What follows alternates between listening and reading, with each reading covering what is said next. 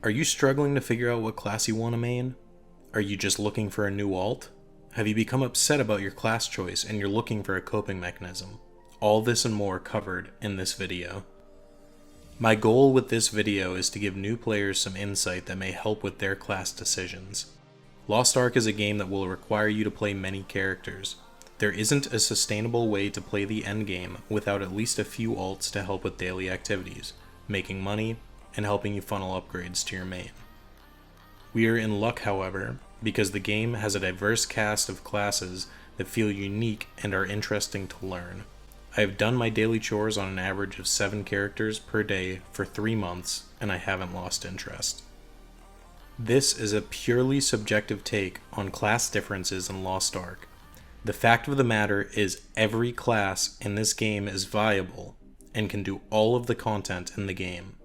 If you like the aesthetic or fantasy of a class, do not let opinions sway you.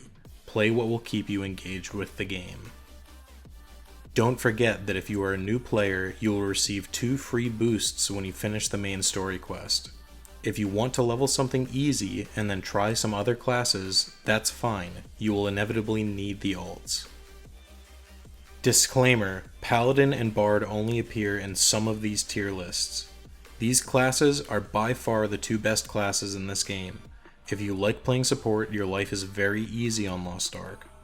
The largest perceptive difference between these two on NA is Paladin is a more reliable damage buff with better DPS and stagger, while Bard has a big edge on raw healing and shielding. Another disclaimer: these tier lists are heavily opinionated.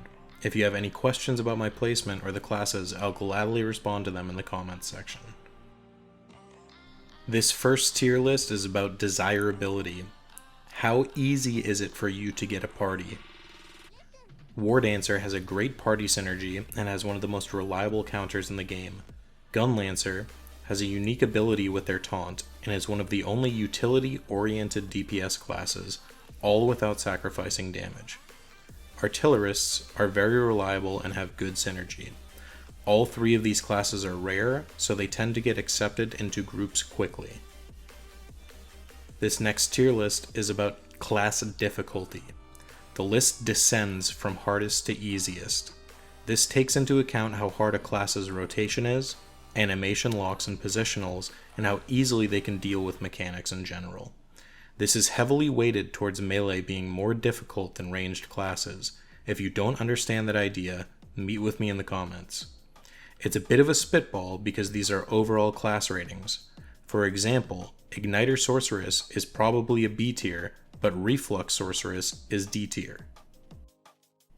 Popularity. This is a general list of how populated the classes are based on metrics other YouTubers have put out, and general experience watching major cities and group queues.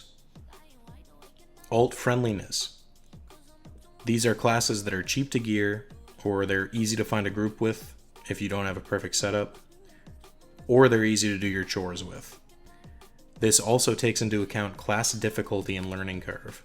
For example, Soulfist isn't especially difficult, but it's very unique, and that makes it hard to play as an alt. Shadowhunter is the king of this list as far as DPS characters go, because it only needs 2 high-level gems, which saves you a ton of gold to get a build that can do alt raids comfortably. Leveling up quickly. This is only relevant for brand new players. These are classes that move quickly, have great skill point growth, or are very forgiving for new players. Berserker, for example, can get their Mayhem class engraving early on. This trivializes the rest of the leveling process for that class.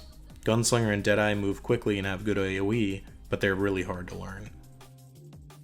If you have any questions or want clarification on these lists, leave me a comment below. I'm also streaming regularly on Twitch at twitch.tv/FKWinters. You can always reach me there. I'll see you in the next one.